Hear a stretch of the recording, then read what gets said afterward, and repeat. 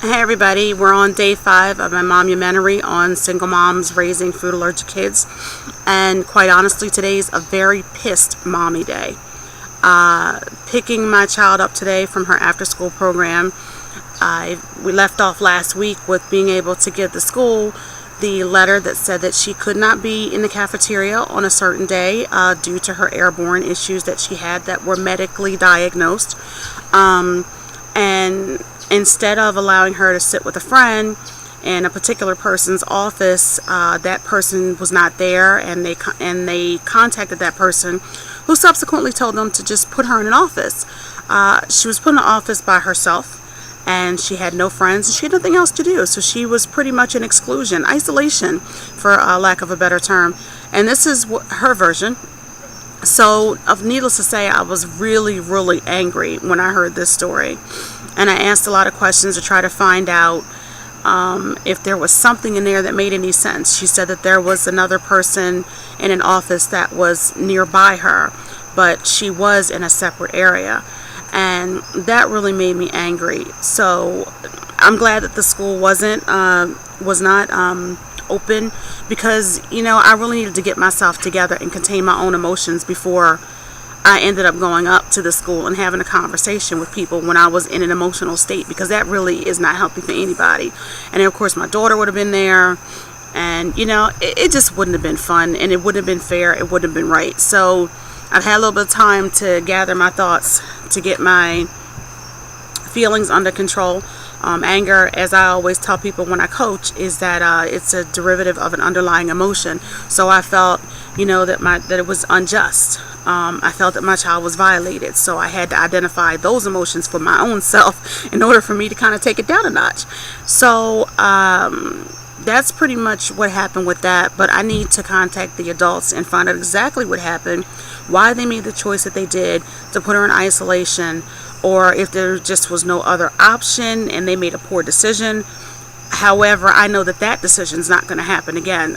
For next week, as far as I'm concerned, if they want to try that one, she can be armed with her DS, her iPad, and videos, and scream and dance at the top of her lungs for the lunch period and disturb everybody in the offices.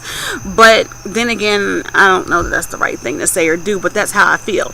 So it's just a matter of me being able to share my own feelings and emotions with you guys, so that really that they're normal, because I feel the same way that you do. I can't believe that adults would actually treat a little kid this way and think that it's okay. They're thinking, okay, well, we're keeping her safe, so we're doing this. But again, I have to ask some more questions, because I could be completely wrong.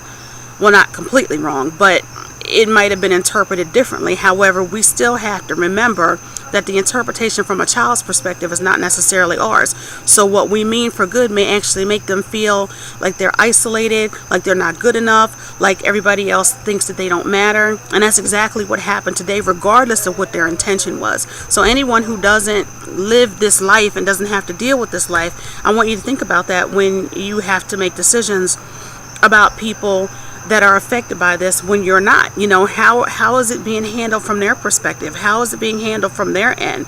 It's not all about one person, it's about all of us. And how would you feel if you were in that situation? So the best way for me to deal with that was to kind of take a shopping trip, and I was able to go to our local Whole Foods, which I love. There are lots of other stores that provide foods that we can get, however, they're all in one place. All the items that we need. So I went there and dropped a plunk of money to be able to take care of her needs, so that we've got what we need at home, we got what we need at school, and everybody's having a happy day for the most part, in consideration of what happened.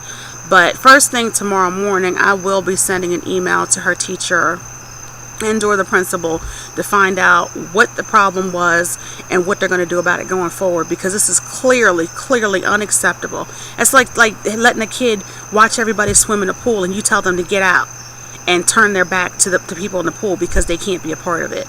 So that's what I'm dealing with today. Not going to go any further with this, because I'm still not completely over the way I feel, and I need to get to the place where I think about what I'm going to do and what the action plan is to make sure that this does not happen again. So I'll see you guys on day 6.